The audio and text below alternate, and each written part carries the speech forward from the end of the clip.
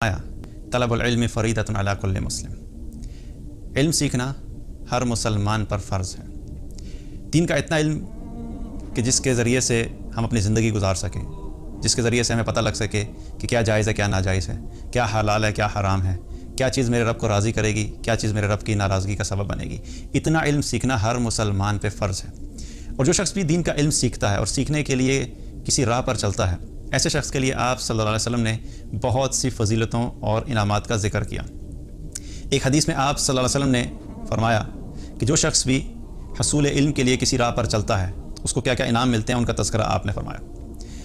ایسا شخص جو حصول علم کے لیے نکلتا ہے، علم حاصل کرنے کی راہ پہ چلتا ہے، تو اس کو پہلا انعام کیا ملتا ہے؟ آپ صلی اللہ علیہ وسلم نے فرمایا کہ اللہ تعالیٰ اس شخص کے لیے جنت کا راستہ آسان کر دیتا ہے۔ جنت کا راستہ آسان کیا کر دیتا ہے؟ مطلب ایک تو اللہ سبحانہ تعالیٰ واقعی اس کے لیے جنت جانے کا راستہ آسان بنا دے گا اس علم کی وجہ سے، اور دوسری بات کیا ہے کہ انسان جتنا زیادہ دین کا علم سیکھتا چلا جاتا ہے اتنا اس کو پتہ لگتا ہے کہ میں نے اپنے رب کو راضی کیسے کرنا ہے۔ یاد رکھیے کہ جنت کا جو راستہ ہے وہ بڑا کٹھن ہے، بڑا مشکل ہے، وہ آزمائشوں سے گھیرا ہوا ہے، اور جو شخص بھی اس راستے پہ چلنا چاہتا ہے اس کو قدم قدم پہ مشکلات کا سامنا کرنا پڑتا ہے، اس کو قدم قدم پہ آزمائشوں کا سامنا کرنا پڑتا ہے، اس کو قدم قدم پہ مختلف فتنوں کا سامنا کرنا پڑتا ہے۔ تو ان سب چیزوں سے نمٹنے کے لیے انسان کو علم کی ضرورت ہے کہ مجھے کس سچویشن میں کیا کرنا ہے۔ اگر ہمارے پاس وہ علم نہیں ہے کہ ہمیں اپنی زندگی کے قدم قدم پہ جب سچویشنز فیس کرنی ہوتی ہیں تو ہمیں کیا فیصلہ کرنا ہے، تو پھر کیا ہے کہ ہمیں اس راستے پہ چلنا مشکل ہوتا ہے۔ تو جتنا زیادہ علم آتا جاتا ہے اتنا زیادہ اس راستے پہ چلنا آسان ہو جاتا ہے۔ اس کی مثال ایسے ہی ہے کہ کوئی شخص اگر کوئی گیم کھیلنا نہیں جانتا اور بہت ہی کمپلیکیٹڈ گیم ہے، اور اس نے جب کھیلنا شروع کیا تو اس کو کچھ سمجھ نہیں آئی، لیکن اس نے اس کے بارے میں پڑھنا شروع کیا، جاننا شروع کیا، انفارمیشن حاصل کرنا شروع کی، اور اس گیم کو کھیلنا شروع کیا، اور اس پہ پریکٹس کرتے کرتے ایک سٹیج ایسی آ گئی کہ اس گیم کے اوپر وہ ایکسپرٹ ہو گیا۔ اب اس کے لیے وہ گیم کھیلنا آسان ہوگی کیونکہ اس نے ایک لمبے پروسیس کو فالو کیا، اس نے اس گیم کو سیکھا، اس کے بارے میں انفارمیشن حاصل کی، اس کے بارے میں مختلف لوگوں سے پتہ کیا، اب اس کے لیے آسان ہو گیا۔ لیکن وہی گیم کوئی نیا شخص آ کے کھیلنا چاہے گا تو اس کے لیے مشکل ہوگا۔ اسی طریقے سے جو جنت کا راستہ ہے اس پہ جتنی بھی مشکلات ہیں، ان مشکلات کو کیسے فیس کرنا ہے، ان مشکلات میں ہم نے کیا ڈیسیژنز لینے ہیں، ان مشکلات میں ہم نے کیسے ثابت قدم رہنا ہے، یہ سب چیزیں ہمیں دین کے علم سے پتہ لگتی ہیں۔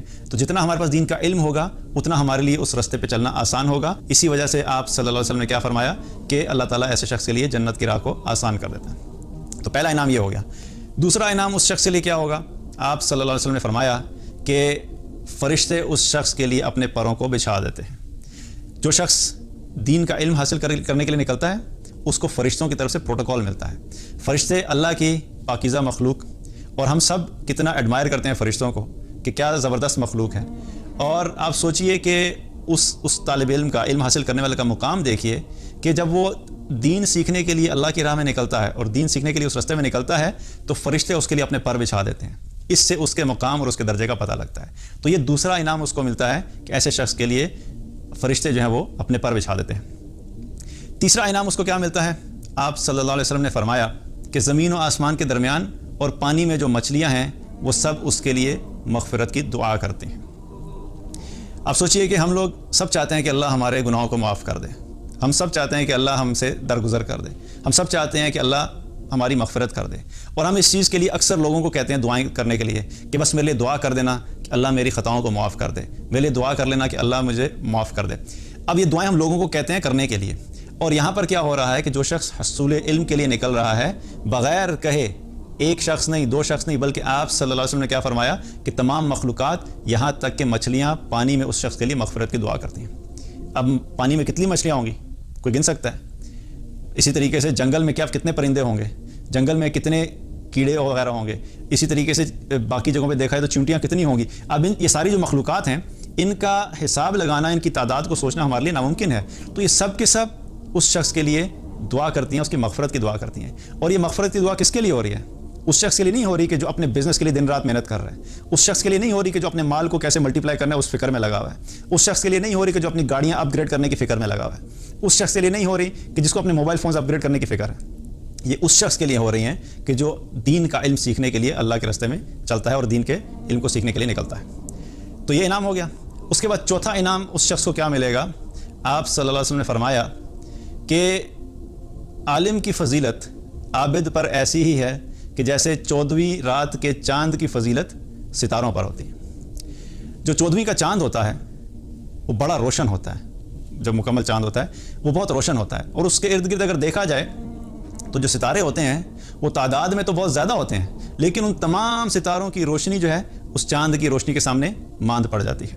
اسی طریقے سے دنیا میں اگر دیکھا جائے تو عبادت گزار تو بہت سارے مل جائیں گے، جو عبادت کرنے والے ہیں، جو نمازیں بھی پڑھتے ہیں، جو ذکر و اذکار بھی کرتے ہیں، جو تہجد گزار بھی ہیں، اور جو مستقل اللہ کی تسبیح، اللہ کا ذکر کرتے رہتے ہیں، قرآن کی تلاوت کرتے رہتے ہیں، تو عبادات میں بہت آگے ہیں۔ تو ایسے لوگ جو عبادات میں بہت آگے ہیں وہ بہت سارے مل جائیں گے، لیکن جو علم والے ہیں، جن کے پاس صحیح علم ہے، وہ بہت کم ہوں گے۔ اسی طریقے سے جو عبادت گزار ہوتے ہیں ان کا جو فائدہ ہے، ان کا فائدہ اپنی ذات تک محدود ہوتا ہے۔ اسی طریقے سے اگر دیکھا جائے تو جو ستارہ ہے، ستارے کی روشنی بھی کوئی بہت دور تک نہیں جاتی، وہ بالکل معمولی سی روشنی ہوتی ہے، لیکن جو اہل علم ہوتے ہیں، جو علماء ہوتے ہیں، جن کے پاس دین کا علم ہوتا ہے، ان کے پاس جو علم کی روشنی ہوتی ہے وہ روشنی جو ہے وہ بہت دور تک جاتی ہے، بہت لوگوں کو فائدہ پہنچاتی ہے۔ اسی وجہ سے آپ صلی اللہ علیہ وسلم نے کیا فرمایا کہ عالم کو عابد پر ویسی ہی فضیلت حاصل ہے جیسے 14ویں کے چاند کو ستاروں پر فضیلت حاصل ہے۔ اور پھر آپ صلی اللہ علیہ وسلم نے فرمایا کہ علماء انبیاء کے وارث ہیں، کیونکہ انبیاء علیہ السلام اپنی وراثت میں مال، درہم و دینار نہیں چھوڑ کر جاتے، بلکہ وہ علم چھوڑ کر جاتے ہیں، اور جس شخص نے اس علم کو حاصل کر لیا اس نے بہت بڑی خیر کو حاصل کر لیا۔ تو یہ بھی بہت بڑی فضیلت ہے اور یہ بہت بڑا انعام ہے کہ ایسی چیز کو حاصل کرنا جو کہ اللہ سبحانہ تعالیٰ کے سب سے مقرب ترین بندوں کی چھوڑی ہوئی وراثت ہے۔ اس سے علم کی فضیلت کا بھی پتہ لگتا ہے، اور اس سے اس شخص کے مقام کا بھی پتہ لگتا ہے کہ جو اس علم کو حاصل کرے اس کا کیا مقام ہے۔ تو یہ تمام انعامات ہیں